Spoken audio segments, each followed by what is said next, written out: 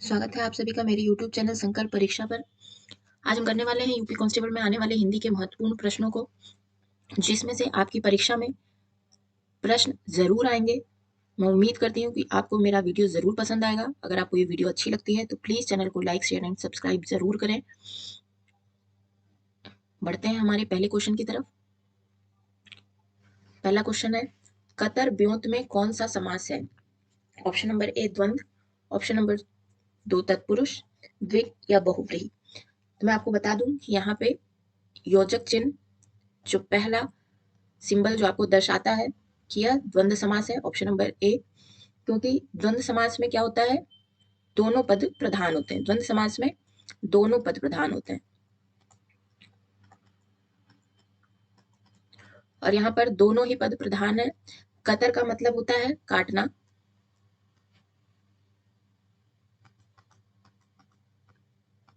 और ब्योंत का मतलब होता है बोना। तो काटना और बोना, एक तो ये आपस में विलोम है, इससे भी पहचान होता है, क्योंकि द्वंद्व समास के दो पहचान है, या तो बीच में योजक चिन्ह लगा हो या दोनों शब्द एक दूसरे के विलोम हो। ऑप्शन नंबर ए द्वंद्व समास इसका आंसर होगा। नेक्स्ट क्वेश्चन, जब से है आंख लगी तब से ना आंख लगी, पंक्ति में कौन सा समास है? तो आप देखिए, जैसे कि यह जो पहली पंक्ति है, जब से है आंख लगी तब से ना आंख लगी, यह एक दूसरे के विपरीत तरीके का वाक्य लग रहा है, जैसे कि आपको पढ़ के भी लग रहा होगा। इसलिए विपरीत में कि जिसमें विरोध हो रहा है एक दूसरे का, क्योंकि कोई बात ही नहीं हुई ना कि जब से है आंख लगी तब से ना आंख लगी, इसलिए यह हो गया विरोधाभास अलंकार, क्योंकि इसमें विरोध का प्रदर्शन हो रहा है। यमक की पहचान क्या है? जहां शब्दों की आवृत्ति हो। उत्प्रेक्षा की पहचान, जहां जनु, मनु, मानो आदि जैसे शब्द आते हैं। तो आंसर हो गया ऑप्शन नंबर ए, विरोधाभास अलंकार। नेक्स्ट क्वेश्चन, संधि शब्द में कौन सी संधि है? देखिए, बहुत ही इंपॉर्टेंट क्वेश्चन है, ये परीक्षा में आ सकता है। तो अभी तक आपने कभी शायद ही संधि का पढ़ा होगा ये क्वेश्चन। तो हम आइए करते हैं, संधि शब्द में कौन सी संधि है? स्वर, व्यंजन या विसर्ग। तो संधि का अगर हम विच्छेद करते हैं तो यह हो जाएगा सम प्लस धी। तो यह व्यंजन संधि का उदाहरण हो गया, इसलिए इसका आंसर होगा व्यंजन संधि। और संधि का मतलब होता है वर्णों का योग। वर्णों के योग को क्या कहते हैं? संधि कहते हैं। ऑप्शन नंबर बी इसका आंसर है। नेक्स्ट क्वेश्चन, जातिवाचक एवं व्यक्तिवाचक संज्ञाओं का कौन सा युग्म गलत है? जातिवाचक संज्ञा किसे कहते हैं? जो पूरे एक जाति को प्रदर्शित करता हो। व्यक्तिवाचक, किसी एक व्यक्ति विशेष के बारे में बात हो रही हो तो वह व्यक्तिवाचक संज्ञा होता है। जैसे कि स्त्री बहुत सारी हो सकती हैं तो यह जातिवाचक है। श्वेता, स्त्रियों में कोई एक होगी जिसका नाम श्वेता होगा, इसलिए यह व्यक्तिवाचक संज्ञा है। पर्वत, यह जाति है क्योंकि बहुत सारे पर्वत है। हिमालय लेकिन सिर्फ एक है, इसलिए यह व्यक्तिवाचक है। व्यक्तिवाचक संज्ञा का पहचान का जो सबसे बड़ा ट्रिक है कि वो अक्सर नाम होता है, किसी भी चीज का वो एक ही होता है। जैसे अब बी पे आते हैं, नगर, बहुत सारे नगर होते हैं इसलिए यह जातिवाचक है। जयपुर एक है इसलिए यह व्यक्तिवाचक है। कुत्ता जातिवाचक है और पिल्ला भी जातिवाचक संज्ञा है। और यहाँ पे हमसे पूछा है कौन सा युग्म गलत है, तो ऑप्शन नंबर ए इसका आंसर हो जाएगा, क्योंकि यह दोनों ही जातिवाचक संज्ञा है। नेक्स्ट क्वेश्चन, दो अथवा दो से अधिक शब्दों से मिलकर बने हुए नए सार्थक शब्दों को क्या कहते हैं? तो अभी मैंने आपको बताया था कि जो वर्णों का योग होता है वह संधि कहलाता है, और जो शब्दों का योग होता है वह समास कहलाता है। ऑप्शन नंबर डी इसका आंसर होगा। यह शब्दों का योग है, आप इसे नोट भी कर लें आपके रिवीजन के लिए। और संधि होता है वर्णों का योग। हमारे क्वेश्चन में पूछा है दो अथवा दो से अधिक शब्दों से मिलकर बने हुए सार्थक शब्द, तो आंसर होगा ऑप्शन नंबर डी समास। नेक्स्ट क्वेश्चन, रेखांकित पदों में संज्ञा का नाम बताइए। महामना जी ने काशी हिंदू विश्वविद्यालय की स्थापना की। इसमें जो रेखांकित शब्द है वह है महामना जी। तो महामना जी एक ही हैं जिन्होंने काशी विश्वविद्यालय की स्थापना की है।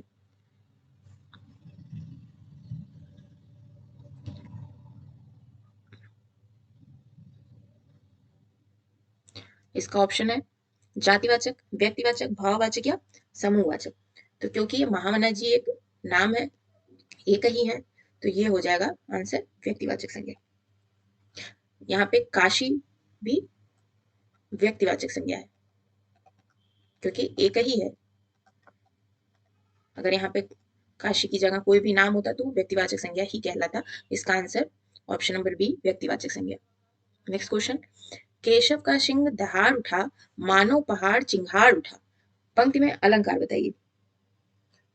तो अभी मैंने आपको बताया है उत्प्रेक्षा का ट्रिक, जहां पर भी मन,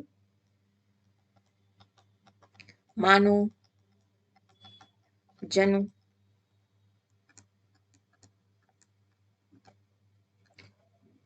आदि आए तो वह उत्प्रेक्षा अलंकार होता है।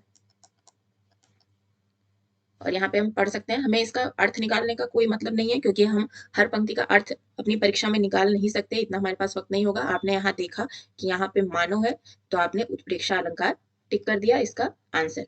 जैसे अगर आप कहीं पंक्ति में देखते हैं सा, सी, सम आदि, तो यह हो जाता है उपमा अलंकार। ऑप्शन नंबर डी उत्प्रेक्षा अलंकार इसका आंसर है। नेक्स्ट क्वेश्चन, नयन का संधि विच्छेद कीजिए। नयन, सबसे पहले तो यह स्वर संधि है। संधि भी तीन प्रकार के होते हैं, स्वर्ग, विसर्ग और व्यंजन संधि। और स्वर संधि भी 5 प्रकार की होती है। नयन जो हमारा है यह अयादि संधि में आता है। अयादि संधि का सबसे बड़ा ट्रिक है कि यह 3 वर्ण से मिलकर बनता है, जैसे कि नयन। अब इसको अगर हम विच्छेद करेंगे तो इसका आंसर होगा ने प्लस अन, नयन। नेक्स्ट क्वेश्चन, निम्नलिखित में से किस शब्द में अधिकरण कारक का प्रयोग हुआ है? तो अधिकरण कारक का जो विभक्ति होता है वो होता है में या पर। अब जैसे ऑप्शन नंबर डी में है रेखा चित्र, मतलब रेखा का चित्र।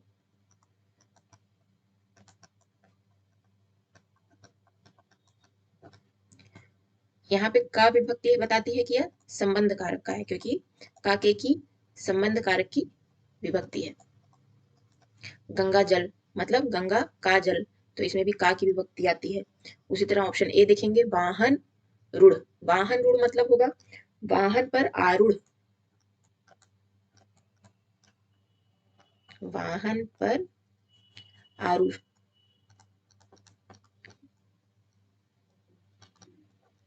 आरूढ़ मतलब होता है विराजमान। तो ये जो यहाँ पे विभक्ति आई पर विभक्ति अधिकरण कारक की होती है, इसलिए इसका आंसर होगा ऑप्शन नंबर ए वाहन पर, वाहन रूढ़ अधिकरण कारक। नेक्स्ट क्वेश्चन, मृग नयनी में कौन सा समास है? मृग नयनी मतलब क्या होता है? मृग नयनी मतलब होता है, इसका सबसे पहले आप कोई भी समास पता करने के लिए सबसे पहले आप उसका तोड़ लें। मृग नयनी मतलब मृग प्लस नैनी, मतलब मृग के समान नयन, नयन मतलब आंख। बहुव्रीहि समास में हम जानते हैं कि अलग अर्थ निकल के आता है, जैसे गजानन, लंबोदर, दशानन। अव्ययी भाव में उपसर्ग लगा होता है, जैसे यथासंभव। तत्पुरुष समास यह नहीं है। मृग नयनी कर्मधारय समास है क्योंकि यह विशेषता बता रहा है कि उसके जो नयन है वो मृग जैसे हैं। तो ऑप्शन नंबर बी इसका करेक्ट आंसर होगा, मृग नयनी में समास कर्मधारय है। नेक्स्ट क्वेश्चन, वह खेल कर सो गया, यह वाक्य किस क्रिया का उदाहरण है? ऑप्शन नंबर ए प्रेरणार्थक क्रिया, ऑप्शन नंबर बी संयुक्त क्रिया, या पूर्वकालिक क्रिया, या द्विकर्मक क्रिया। तो जब भी बात हो कि वह कोई काम करके फिर कोई दूसरा काम करा, मतलब पहला कार्य उसने पूर्ण कर लिया हो और फिर वह दूसरा कोई काम कर रहा हो तो उसमें होता है पूर्वकालिक क्रिया। जैसे कि एक काम खत्म हो गया, वो पहले खेल लिया, उसके बाद वो जाकर सो गया, इसलिए इसका आंसर होगा ऑप्शन नंबर सी, पूर्वकालिक क्रिया। नेक्स्ट क्वेश्चन, मित्रता, अपनत्व, लड़कपन शब्द में कौन सा समास है? तो यह जातिवाचक संज्ञा नहीं है, किसी भी प्रकार की जाति के बारे में बात नहीं हो रहा है, ना ही यह किसी समूह के बारे में बात हो रही है, व्यक्तिवाचक संख्या नाम होने पर होता है। तो ऑप्शन नंबर ए, भाववाचक संज्ञा। भाववाचक संज्ञा यह इसलिए है क्योंकि यह भाव को व्यक्त कर रहा है, इसमें भाव महसूस होता है, जैसे प्रेम, सुख, दर्द। अब यह मित्रता भी एक प्रकार का भाव है, अपनत्व, लड़कपन, ये तीनों ही भाववाचक संज्ञा के उदाहरण है।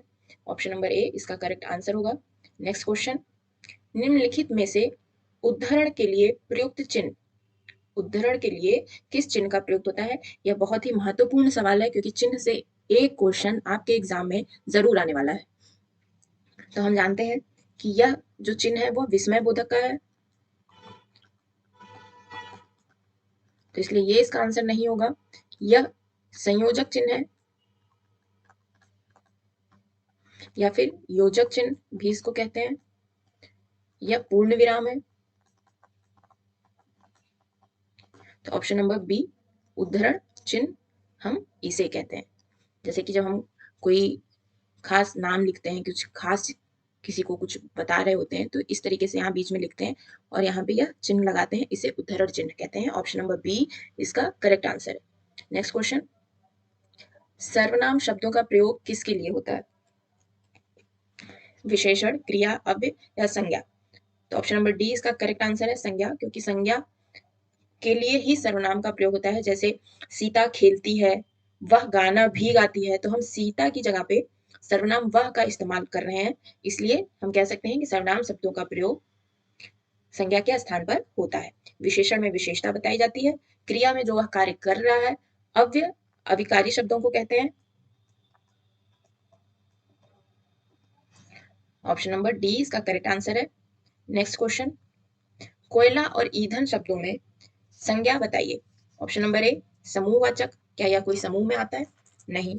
जातिवाचक, किसी प्रकार की जाति इससे बोध नहीं होती है। द्रव्यवाचक, या इनमें से कोई नहीं। तो इसका आंसर होगा ऑप्शन नंबर सी, द्रव्यवाचक, क्योंकि यह एक द्रव्यवाचक का उदाहरण है। जैसे मान लीजिए इसमें और अगर मैं आपको बताऊं, जैसे कि लकड़ी इसका उदाहरण है द्रव्यवाचक का। धातु, किसी भी प्रकार का धातु, सोना, चांदी, तांबा, पीतल, पेट्रोल, किसी भी प्रकार की लिक्विड भी द्रव्यवाचक में आएगी, जैसे कि तेल, पानी, दूध, घी आदि। किसी भी प्रकार का द्रव जो है वो द्रव्यवाचक में आएगा। लकड़ी, धातु, धातु में भी कोई भी धातु, ये सब आपकी द्रव्यवाचक संज्ञा का उदाहरण है। तो ऑप्शन नंबर सी इसका करेक्ट आंसर होगा। नेक्स्ट क्वेश्चन, भाषा की सबसे छोटी इकाई है, भाषा की सबसे छोटी इकाई को हम क्या कहते हैं? वर्ण कहते हैं। और हिंदी किस लिपि में लिखी जाती है अगर मैं आपसे पूछूं तो? देवनागरी लिपि में। लिपि भी पूछी जा सकती है, आप इसको भी याद करें। Option number B correct answer है, भाषा की सबसे छोटी इकाई वर्ण कहलाती है। और अगर मैं आपसे पूछूं कि सबसे छोटी सार्थक इकाई, सबसे छोटी अगर सार्थक इकाई पूछा जाए तो वह होगा शब्द। शब्द जो है यह सार्थक इकाई है। बढ़ते हैं नेक्स्ट क्वेश्चन की तरफ। निम्नलिखित में से देशज शब्द कौन से हैं? तो देशज शब्द हम किसे कहते हैं? जिसकी उत्पत्ति का ही हमें पता ना हो कि वह कहाँ से आया है, वह शब्द जिसकी उत्पत्ति का ही पता ना चले उसे हम देशज शब्द कहते हैं। बकरा, गोदाम, चिड़िया या यमुना? इसका करेक्ट आंसर है ऑप्शन नंबर सी, चिड़िया। इसका कुछ अन्य उदाहरण आप नोट कर लें जो आपकी परीक्षा में पूछ सकता है देशज शब्द में। जैसे एक बार एग्जाम में आया है खिड़की,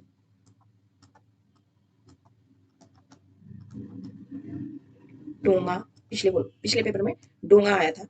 अब याद करनी है देशज शब्द है, जैसे कि चेला, लोटा या फिर तेंदुआ, यह सब देशज शब्द हैं। ऑप्शन नंबर सी, चिड़िया या फिर खिचड़ी, यह भी देशज शब्द है। देशज शब्द किसे कहते हैं? जिस शब्द की उत्पत्ति का ही हमें पता ना हो कि यह कहाँ से आया। ऑप्शन नंबर सी इसका करेक्ट आंसर है, चिड़िया। नेक्स्ट क्वेश्चन, 3 बेर खाती है वो 3 बेर खाती है। तो यहाँ पे बेर शब्द की 2 बार प्रयुक्त हुआ है, आवृत्ति हो रही है 2 बार। तो जब भी शब्दों की आवृत्ति होती है तो वह यमक अलंकार कहलाता है, और वर्णों की आवृत्ति को अनुप्रास अलंकार। हम यहाँ देख सकते हैं कि बेर शब्द का 2 बार आवृत्ति हुआ है, दोनों का अर्थ अलग अलग है। बेर यहाँ पे मतलब 3 बेर का, एक का बेर का मतलब है कि वह फल जो बेर होता है वह खा रही है, और एक बेर का मतलब है समय कि 3 बार खा रही है। तो इसका आंसर होगा यमक अलंकार, क्योंकि यहाँ पे शब्दों की आवृत्ति हो रही है। वर्णों की आवृत्ति होती तो वह अनुप्रास अलंकार होता। Option number C correct answer है। नेक्स्ट क्वेश्चन, मस्जिद और मंदिर में कौन सी संज्ञा है? बहुत इंपॉर्टेंट क्वेश्चन है जिसमें आप कंफ्यूज हो सकते हैं अगर एग्जाम में आपके आए। तो क्या यह व्यक्तिवाचक है, भाववाचक है, जातिवाचक है या द्रव्यवाचक है? द्रव्यवाचक तो ये है नहीं, भाववाचक तो यह है नहीं। अब यह व्यक्तिवाचक या जातिवाचक में है, तो यह जातिवाचक होगा, क्योंकि एक मस्जिद नहीं, बहुत सारी मस्जिद होते हैं, बहुत सारे मंदिर होते हैं। अगर यहाँ पे कोई एक स्पेसिफिक नाम लिखा होता है, जैसे जामा मस्जिद, तो यह व्यक्तिवाचक हो जाता। राम मंदिर,